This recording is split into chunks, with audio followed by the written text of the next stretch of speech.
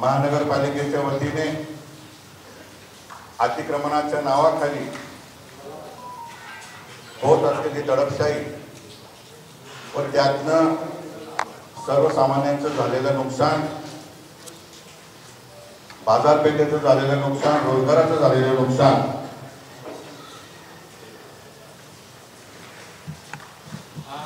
अनेकांना राहण्यापासून वंचित करून रस्त्यावर आणण्याचं पाप या महानगरपालिका प्रशासनाच्या वतीने करण्यात आलं।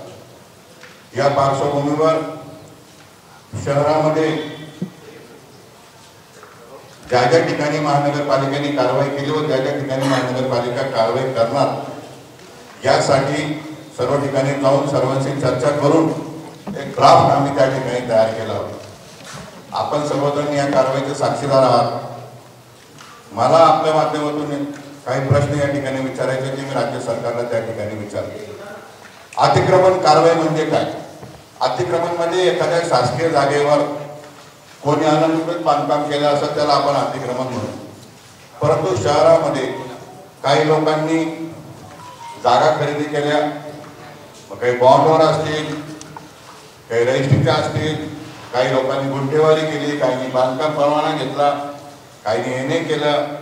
मुकुंदवाडी, चिकलठाणा, हर्सूल, पडेगाव, मिठमिठा हे सर्व परिसर नंतर महानगरपालिकेमध्ये समाविष्ट झाले। त्यांना त्या काळाच्या गावठाण, त्या काळाच्या ग्रामपंचायतीच्या नोंदी आहेत, ते नंतर शहरामध्ये समाविष्ट झाले। या सर्व गोष्टी न बघता महानगरपालिकेने बेधडकपणे कारवाई केली। आपल्या माध्यमातून एक गोष्ट मला स्पष्ट करायची आहे, ही कारवाई करत असताना कृपया त्यांनी अतिक्रमण कारवाई याला म्हणू नये। कारण एखादा व्यक्ती आहे, त्या व्यक्तीचं स्वतःचं मालकीचं घर आहे आणि त्याच्या घरासमोरची रुंदी जर 3 वेळेस वाढवली, शहरामध्ये आतापर्यंत 3 नकाशे अस्तित्वात आले। पहिल्या नकाशाला रुंदी वेगळी होती, दुसऱ्या नकाशाला रुंदी वेगळी, तिसऱ्या नकाशाला रुंदी वेगळी आहे। या तिन्ही रुंदी जर तुम्ही तुमच्या मनाप्रमाणे बदलाल, विकासाच्या नावाखाली बदलाल, तर माझी व शहरातील नागरिकांची जबाबदारी नाही की प्रत्येक वेळेस आम्ही आपल्याला मोफतमध्ये जागा घ्यावी। महानगरपालिकेकडून काय अपेक्षित होतं? क्रमांक 1, जो नवीन नकाशा आज प्रसिद्ध झालेला आहे परंतु तो अंतिम स्वरूपात आलेला नाही, तो अंतिम स्वरूपात यावा याची वाट पाहायला पाहिजे होती। क्रमांक 2, जर तुम्हाला रस्त्याची रुंदी वाढवायची होती, वेट वाढवायची होती, तर त्या लोकांना तुम्ही नोटीस दिल्या पाहिजे। अधिग्रहणाची प्रक्रिया पार पडली पाहिजे हे मी म्हणत नाही। संभाजीनगर हायकोर्टाच्या खंडपीठाचे 2 आदेश त्या ठिकाणी आहेत। 1 क्रमांकाचा आदेश हर्सूल या ठिकाणी मिळाला, 2 क्रमांकाचा आदेश चिकलठाणा मुकुंदवाडी या ठिकाणी मिळाला। कोर्टाने देखील सांगितलं की तुम्ही सुप्रीम कोर्टाच्या गाईडलाईन्स प्रमाणे लोकांना मोबदला द्या आणि त्यानंतर त्या ठिकाणी जागा अधिग्रहण करून कारवाई करा।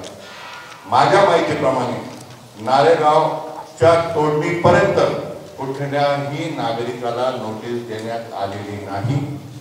कोणत्याही ठिकाणी शासकीय मोजणी करण्यात आली नाही। प्रायव्हेट कन्सल्टंट लावून त्या ठिकाणी रस्त्याची मोजणी करून त्याची रुंदी तुम्ही ठरवली आणि रुंदी ठरवून बिनधास्त तुम्ही बुलडोझरने आमचे घर पाडले। क्रमांक 3 चा मुद्दा, कोणालाही तुम्ही अद्याप रुपयाचा मोबदला दिलेला नाही, यावर महानगरपालिकेने स्पष्टीकरण देणं अपेक्षित होतं। मी त्यांना वारंवार आवाहन करत होतो, परंतु त्यांनी कुठलीही कारवाई त्याच्यात न करता दडपशाही दहशतीप्रमाणे आमचे घर तोडले। राज्याचे मुख्यमंत्री आदरणीय देवेंद्र फडणवीस साहेबांची मी भेट घेतली। साहेबांना मी विनंती केली। विनंतीमध्ये मी स्पष्टपणे सांगितलं की रस्त्याची रुंदी वेळोवेळी वाढली, याच्यामध्ये नागरिकांची चूक नाही।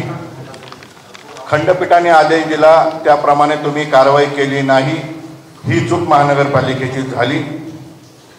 तसेच एक गंभीर प्रकार मी साहेबांच्या लक्षात आणून दिलं की शहरामध्ये अनेक प्रॉपर्टीजचे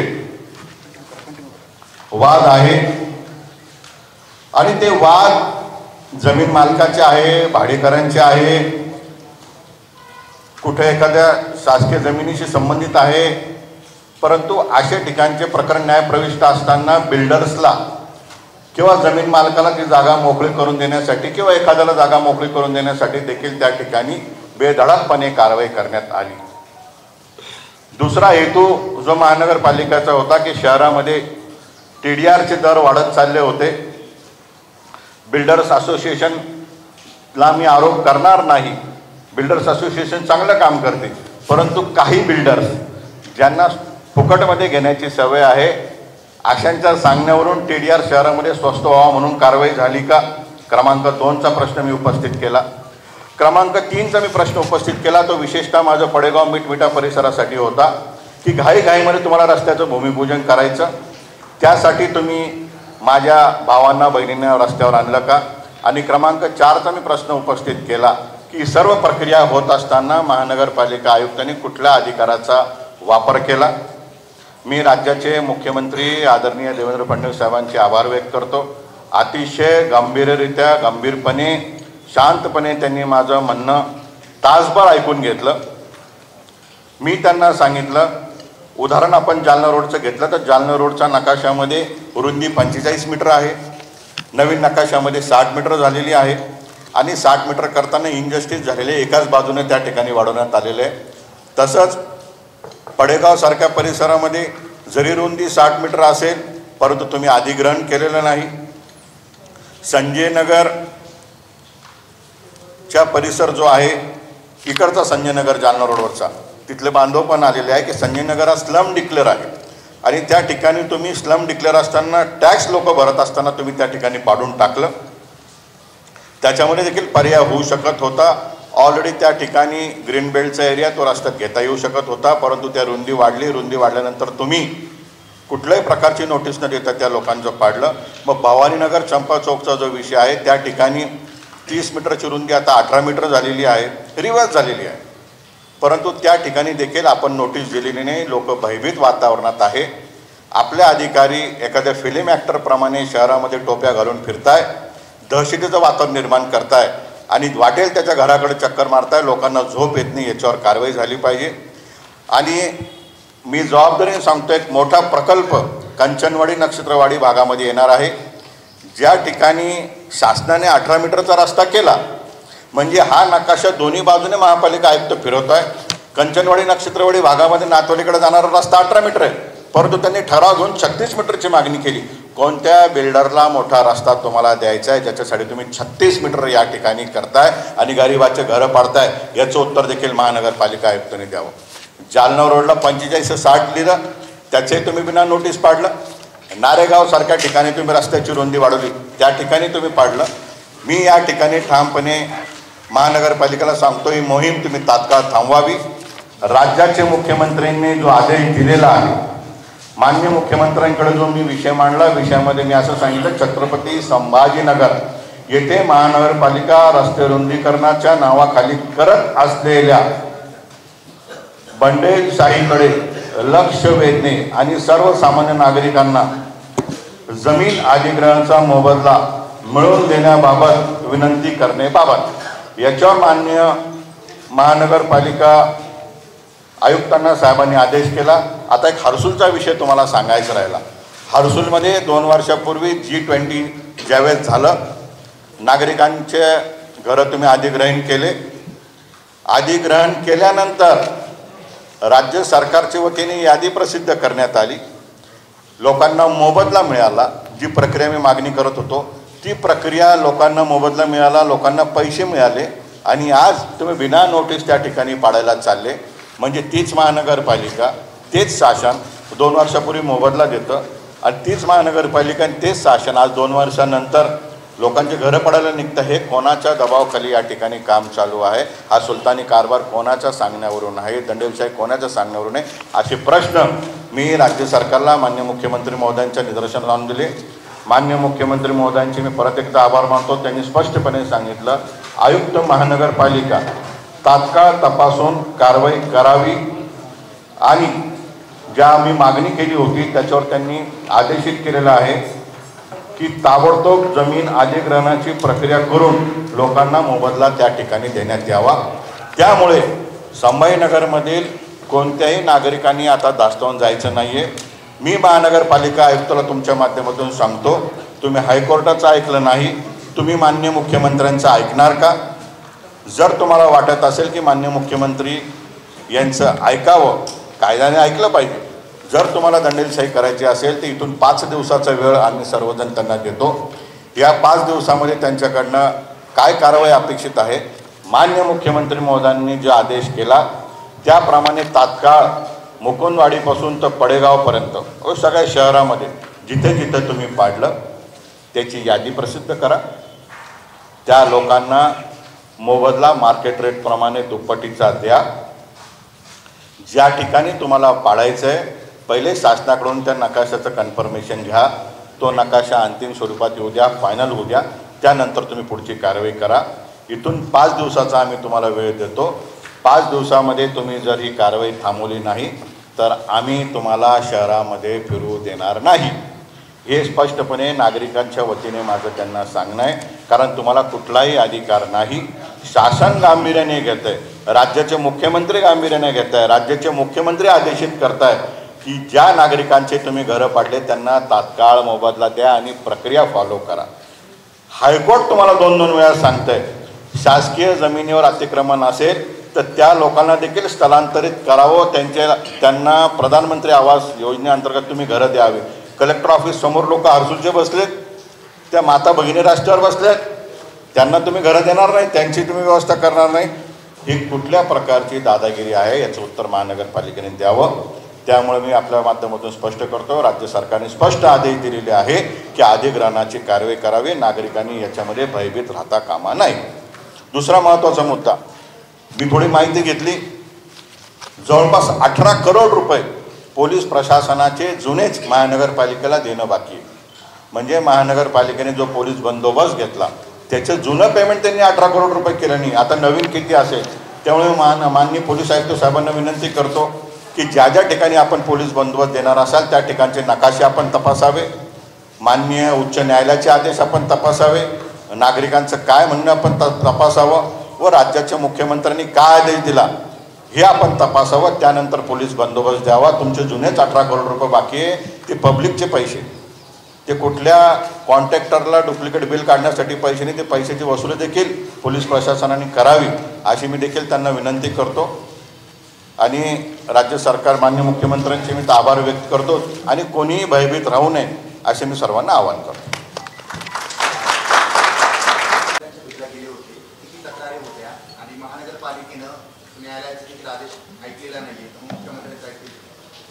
हे बघा, त्यांनी न्यायालयामध्ये माझ्याकडे काही कॉपीज आहेत तुम्हाला देतो. न्यायालयाने स्पष्टपणे सांगितलेलं आहे एका ऑर्डरमध्ये की माननीय महानगरपालिकेने जे स्टेटमेंट केलं आहे की आम्ही कायद्याचं पालन करू, त्यांनी आश्वासित आम्हाला केलेलं आहे आणि सुप्रीम कोर्टाच्या गाईडलाईन्सप्रमाणेच कारवाई करू. सुप्रीम कोर्टाच्या गाईडलाईन्स काय की एखाद्याचं अनधिकृत जरी घर असेल तर त्या व्यक्तीला तुम्ही नोटीस द्या, त्याला वेळ द्या आणि नंतर जागा अधिग्रहण करा.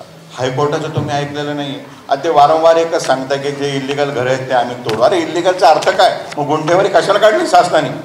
तुम्ही रेग्युलराईज करू शकत नाही का? लोक पैसे भरतील. हे कुठल्या तरी बिल्डर्सच्या सांगण्यावरून चालू आहे असं माझं मत आहे की छोटे छोटे घरांच्या स्कीम्स अनेक प्रोजेक्ट शहरामध्ये आले, त्यांचे घरं विकल्या जावे याच्यासाठी आहे का? TDRचे पैसे कमी करण्यासाठी आहे का? कुठल्या कॉन्ट्रॅक्टर्सला कमिटमेंट केली महापालिका आयुक्तांनी की तुम्हाला रस्त्याचे टेंडर देतो याच्यासाठी आहे का? हे आम्ही 5 दिवस वाट बघू. मुख्यमंत्र्यांचं त्यांनी ऐकावं, ही मोहीम थांबवावी. ही मोहीम याच्यासाठी थांबवावी की तुम्ही आत्तापर्यंत तोडफोड केली त्याचा मोबदला द्या आणि परत तुमची कारवाई सुरू करा. लोकांना मोबदला द्या, लोक घरं द्यायला तयार आहे, जागा द्यायला तयार आहे, दुपटीने पैसे द्या.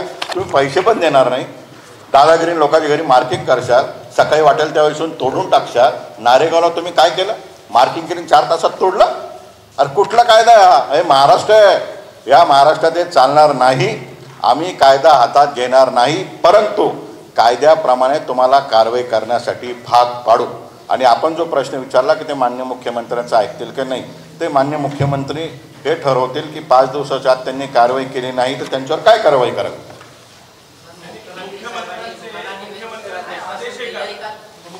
माझा लेखी आदेश आहे, त्याची प्रत मी आपल्याला देतोय. माननीय मुख्यमंत्री महोदयांनी लेखी माझ्या पत्रावर त्यांना जो मुद्दा गंभीर वाटला त्याला अंडरलाईन केली आणि त्यांना जो गंभीर मुद्दा वाटला आणि त्यांनी आयुक्तांनाच सांगितलं की आयुक्त महानगरपालिका तात्काळ तपासून, माझं जे म्हणणं आहे कारवाई करावी, तपासून कारवाई करावी. म्हणजे तुम्ही जी तोडफोड केली ती लिगल आहे का इलिगल आहे, आणि कारवाई करावी. जो मोबदलाचा जो माझा पॅरेग्राफ होता त्याप्रमाणे तुम्ही कारवाई करावी असे आदेश त्यांनी दिले. क्षणाचाही विलंब त्यांनी लावला. मी तुम्हाला नकाशे दाखवू शकतो शहरामध्ये. आता गुंठेवारी पडेगावचे लोक आले, मिटमिटेचे लोक आले, यांना परवानगी असलेले तुम्ही घरं तोडले.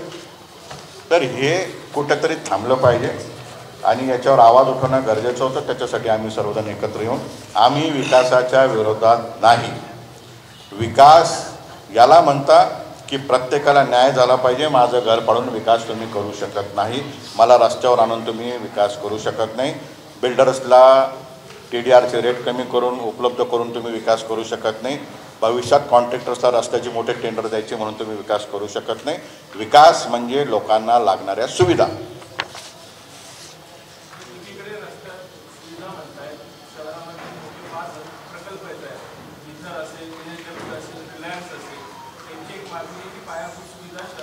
परंतु मग असं कायद्यात नाही आहे का की माझं घर रस्त्यात जात असेल मला मोबदला मिळू नये, मग मी काही शहर सोडून चालले जावं का? माझा मुद्दा आहे रस्ता रुंदीकरणाला आमचा विरोध नाही. आम्ही या रक्ताचे आहोत की आम्ही रस्ता स्वतःहून मोठा करून देऊ. परंतु मी माझ्या आयुष्याची पुंजी जर त्या ठिकाणी लावली असेल तर मला मोबदला मागण्याचा अधिकार नाही का, हा प्रश्न माझा या ठिकाणी.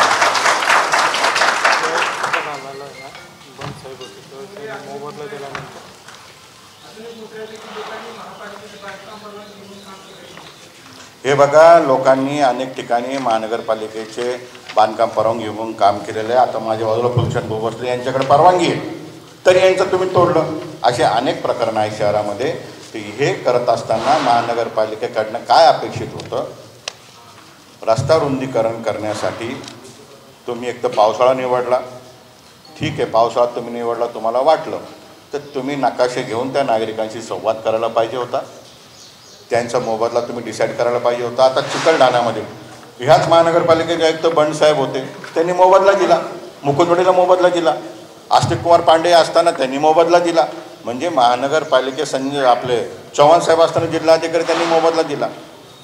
हे स्पष्टपणे डिसाइडेड आहे की कोणालाही तुम्ही भूमिहीन करू शकत नाही. मोबदला देण्याची प्रक्रिया आहे आणि आमची मागणी रस्ता करू नका ही नाही.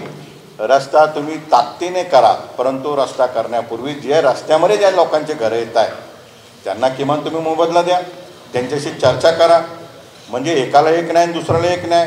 अनेक ठिकाणी आता स्वतः महानगरपालिका आयुक्तांचा जो बंगला आहे तो किती फूट रोडवर आहे, तुम्ही पूर्ण त्या पाडत आले ताज हॉटेलपासून, त्यांच्या घराकडे तुम्ही बंद केलं का? महानगरपालिका आयुक्त त्या ठिकाणी राहता म्हणून तुम्ही ते कंपाऊंड वॉल तोडणार नाही का?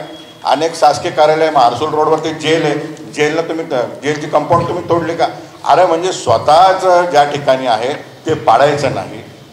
एखाद्या मोठ्या माणसाची वास्तू येत असेल तर तुम्ही ती पाडायची नाही. 18 मीटरचा रस्ता तुम्ही 36 मीटर करण्याचा आग्रह धरायचा. शासनाने 30चा 45 केला तर तुम्ही त्याला मोबदला द्यायचा नाही. एक दिशा तुम्ही ठरवावी. महापालिका आयुक्तांकडूनही मला अपेक्षित नव्हतं. त्यांनी ते चांगलं काम करत होते, त्यांनी अनेक निर्णय शहरासाठी घेतले, परंतु अचानकमध्ये त्यांना काय घडलं की ते कायदा पॅक करून कपाटामध्ये त्यांनी ठेवला. याचं उत्तर माझ्यापेक्षा जास्त ते देतील. त्यांनी माननीय मुख्यमंत्री महोदयांच्या आदेशाचं पालन करावं. ही कारवाई थांबवून, मी स्थगिती म्हणत नाही, मी म्हणतो ही कारवाई त्यांनी तात्काळ थांबवून, आत्तापर्यंत तोडफोड केली. माझा तर स्पष्टपणे एक आरोप आहे. मला एक प्रश्न असा आहे की त्यांच्याकडे यादी आहे का नाही? जसं चिकलठाणा मुकुंदवाडीच्या लोकांचे तुम्ही घरं पाडले, उदाहरण, त्यांची यादी तरी तुमच्याकडे आहे का? तिथं कोणाचे घरं होते? नोटीस दिली असती, मार्किंग झाली असती तर किमान आपल्याकडे डेटा रेडी असता की रवी कावडे यांचं घर चाललं आहे, मग रवी कावडे यांचं किती स्क्वेअर फीटचं घर गेलं, मग त्यांच्याशी तडजोड झाली असती. मग ते म्हटले असते की मला बाजारभावाप्रमाणे पैसे द्या. त्या भागात ते 60-70% लोक तयार झाले असते, 30 नसते झाले तर ते न्यायालयात गेले असते. परंतु तुम्ही रेकॉर्ड पण त्या ठिकाणी बोलवलं नाही. बिनधास्तपणे तुम्ही तोडफोड केली तर तुम्ही तोडफोड थांबवा. ही शासनालाही कदाचित मान्य होणार नाही, ही मॉरली मान्य नाही, आणि असं तुम्ही वागू नका. आणि वारंवार सातत्याने काल्पनिक मुद्दे समोर आणले जात आहे की आम्हाला रस्ते मोठे करायचे, विकास करायचा आहे. माझं स्पष्टपणे या ठिकाणी अजून एक आरोप आहे की नॅशनल हायवेच्या नॉर्म्सप्रमाणे 60 मीटरचा रस्ता असेल तरच महानगरपालिकेला गडकरी साहेब पैसे देऊ शकता. मी गडकरी साहेबांची देखील भेट घेणार आहे, त्यांना देखील मागणी करणार आहे की कॉन्ट्रॅक्टर्सला कॉन्ट्रॅक्ट देण्यासाठी 60 मीटरचा आग्रह महानगरपालिकेने धरला, ज्याच्यामुळे हजारो कोटी रुपये शहरात येतील आणि त्याच्यामध्ये टेंडर हे मॅनेज केले जातील आणि त्याच लोकांना कामं भेटतील. हे पण यामागचं सत्य आहे, हे पण आपण सर्वांनी लक्षात घेतलं.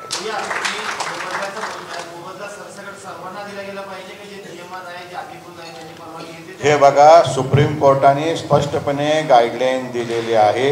तुम्हाला शासनाला रस्ता करायचा असेल, काय करायचं असेल आणि ती जागा जर त्यांच्या मालकीची असेल तर तुम्हाला सरसकट मोबदला दिला गेला पाहिजे. 2 नियम शहरांसाठी वेगळे वेगळे आहे. पहिला नियम आहे की जर ग्रामीणची जागा असेल तर 3 पट 4 पट त्या ठिकाणी मोबदला दिला जातो, शहरात तो नाही, शहरात दुप्पटीचा आहे. दुसरा नियम आहे, जे नॅशनल हायवे शहरातून जातील त्या नॅशनल हायवेमध्ये तुम्हाला शहराची रुंदी ही ठेवावी लागते.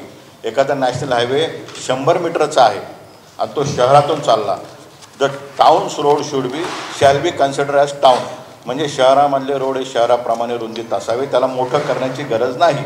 आलं लक्षात? जे जे रस्ते नॅशनल हायवे शहरातून जात आहे, परंतु ते हायवे शहरातून जात असेल तर त्याची रुंदी तुम्हाला वाढवण्याची गरज नाही. आता या ठिकाणी माननीय मुख्यमंत्र्यांचा आदेश आहे, हायकोर्टाच्या 2 ऑर्डर आहे, हर्सुलच्या त्या ठिकाणी ॲक्युजेशन केलं त्याची ऑर्डर आहे, हे सर्व कागद त्या ठिकाणी आहे. तर कशासाठी महापालिका आयुक्त आग्रह करताय, कशासाठी हा बालहट्ट करताय, असा प्रश्न मी आपल्यासमोर त्यांना विचारतो.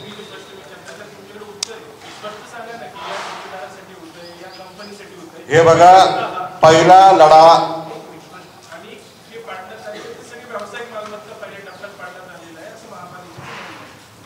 आता मला एक सांगा, माझ्या बाजूला हे बसलेत रवी कावडे, यांच्या आणि यांच्या आजूबाजूचे घरं पाडले, यांचे काही व्यावसायिक मालमत्ता होते का? घरं होते. अहो घरं आहे. विषय काय आहे की तुम्हाला असा अधिकार आहे का? कायदा म्हणतो का पहिले तुम्ही व्यावसायिक मालमत्ता पाडा? कायदा काय म्हणतो? सुप्रीम कोर्ट काय म्हणतं? सुप्रीम कोर्ट असं म्हणतं की तुम्ही जर एखादी संपत्ती घेत असाल तर त्याला तुम्ही अधिग्रहण करा. आणि राहिला बिल्डर्सचा विषय, तर याचं उत्तर महापालिका आयुक्तांनी द्यावं. आज जो TDR 150-200 रुपये स्क्वेअर फीट आहे, उद्या 5-10 लाख स्क्वेअर फीट TDR मार्केटला आला तर सप्लाय अँड डिमांडमध्ये तो TDR 50 रुपयांनी कोणी घेईल का? आणि माझा अजून एक प्रश्न आहे, माझं घर जर 6 फूट जात असेल, माझी छोटी झोपडी आहे, 2 रूममध्ये मी राहतो, 1 रूम किचनमध्ये, माझ्या घराची रुंदी 6 मीटर आहे, मग 6 मीटरचा TDR घेण्याचं कायद्यात तरी तरतूद आहे का? कोण बिल्डर माझ्याकडून 6 मीटरचा TDR घेईल? मी तर झालो ना भिकारी. अहो म्हणजे तुम्ही आम्हाला रस्त्यावर बी आणणार, तुम्ही आमचे दादागिरी करून जागा बी घेणार आणि तुम्ही आम्हाला साधा मोबदल्याची नोटीस देणार नाही आणि तुम्ही आम्हाला मोबदला देणार नाही आणि आम्ही प्रश्न विचारला तर तुम्ही विकास म्हणणार. त्यामुळे माझं आपल्या माध्यमातून सांगणं आहे त्यांना की विकास याला आमचा विरोध नाही, रस्ता रुंदीकरणाला आमचा विरोध नाही, परंतु तुम्ही पहिला टप्पा, दुसरा टप्पा, तिसरा टप्पा, 5वा 1000 टप्पे करा, परंतु ते टप्पे करत असताना ज्यांचे घरं बाधित होत आहे, ज्यांच्या मालमत्ता बाधित होत आहे, त्यांना तुम्ही मोबदला द्या, त्यांना नगद स्वरूपाचा मोबदला. TDR आम्हाला नको. ज्या बांधवाला TDR पाहिजे असेल ते त्याची चॉईस आहे, महापालिका ठरवू शकत नाही. आणि ह्याच महापालिकेला मला आठवण करून द्यायची की ज्या दिवशी राज्य सरकारने हा पार्कली प्लॅन पब्लिश केला तर महापालिकेचे स्टेटमेंट तुम्हीच छापले की त्यांनी सांगितलं याच्यात अनियमितता झाली, सरकारने रस्ते बदलले, सरकारने वेगळ्या पद्धतीने केलं. मग जर हा नकाशा फायनल नसेल तर तुम्हाला कोणी स्वप्नात येऊन सांगितलं का? आणि जर तुम्ही एकीकडे कारवाई करता तर महानगरपालिकेमध्ये ज्या शेकडो फायली आज पेंडिंग आहे घराच्या बांधकाम परवानगीसाठी, नवीन रस्त्याच्या नियमाप्रमाणे, नवीन आरक्षणाप्रमाणे, मग त्या बांधकाम परवानग्या तुम्ही का नाही दिल्या याचं उत्तर तुम्ही द्या.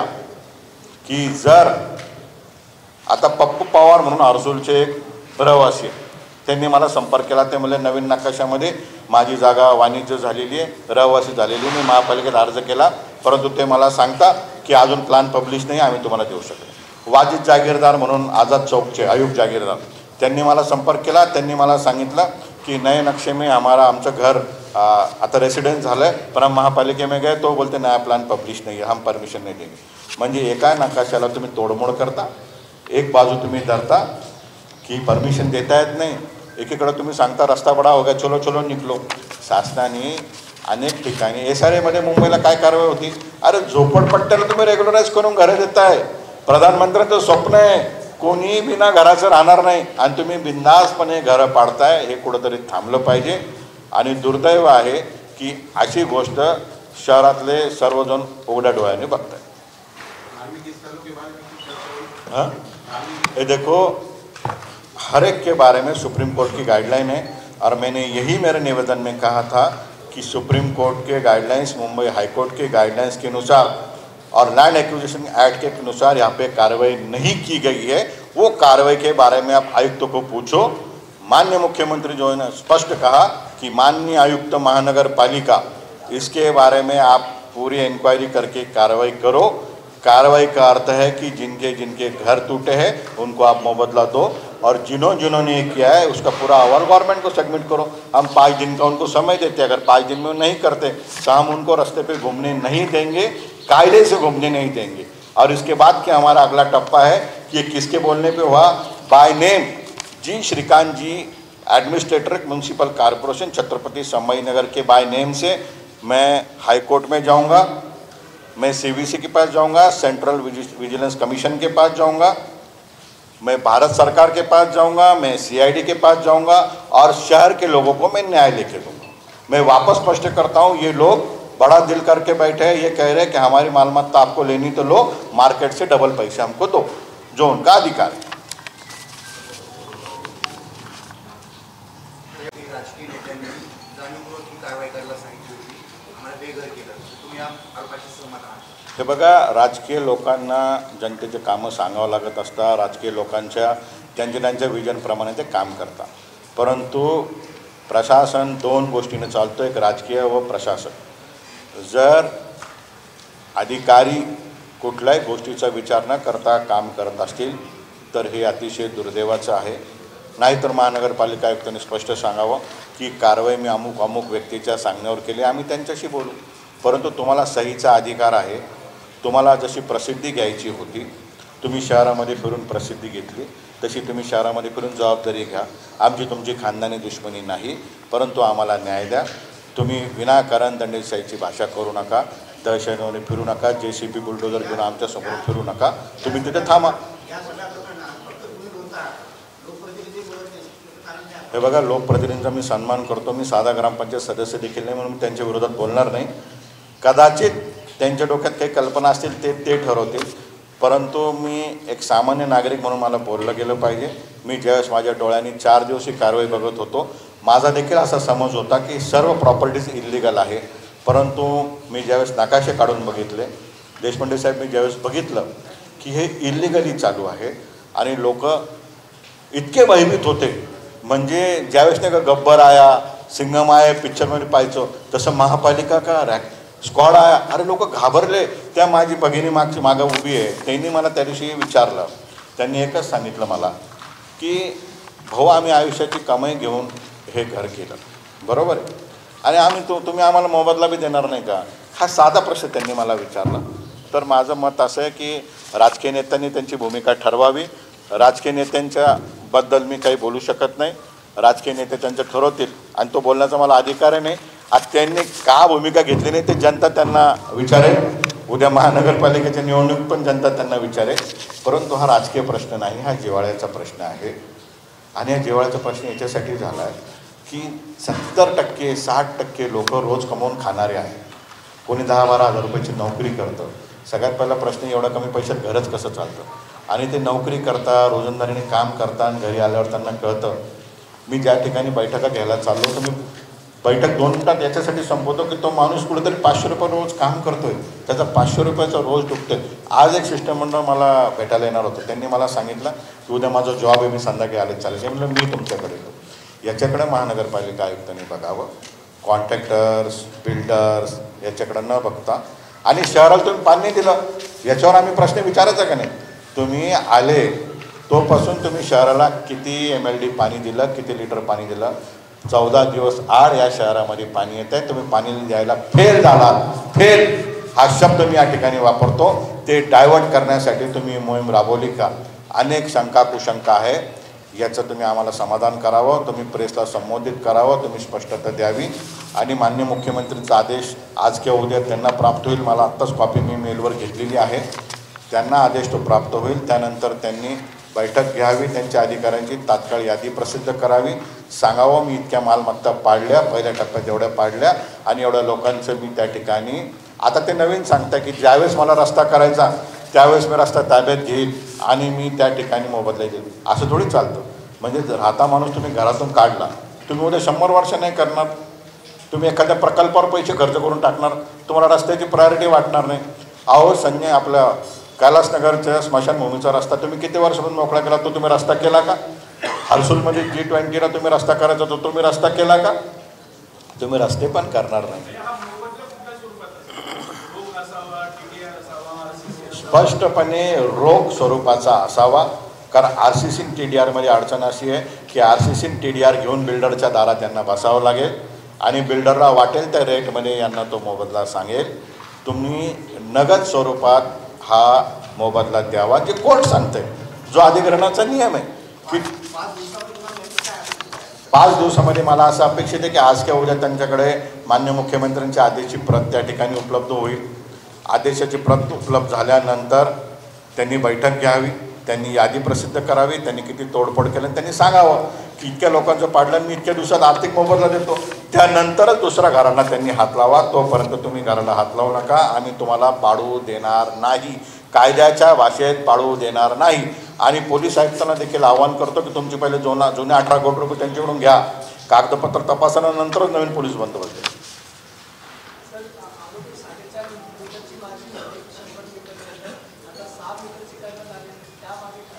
हे बघा, हा नकाशा लोकांचे सजेशन ऑब्जेक्शन पेंडिंग आहे, त्याच्यावर शासनाचे सचिव निर्णय घेतील. त्या ठिकाणी देखील माझा पाठपुरावा चालू आहे. प्रॅक्टिकल परिस्थितीनुसार जिथं जेवढ्या रस्त्याची रुंदी आहे तीच तुम्ही करावी, विनाकारण कोणाला अडथळा आणू नये. आणि जिथं गरज असेल तिथे बिनधास्त मोठा रस्ता करावा.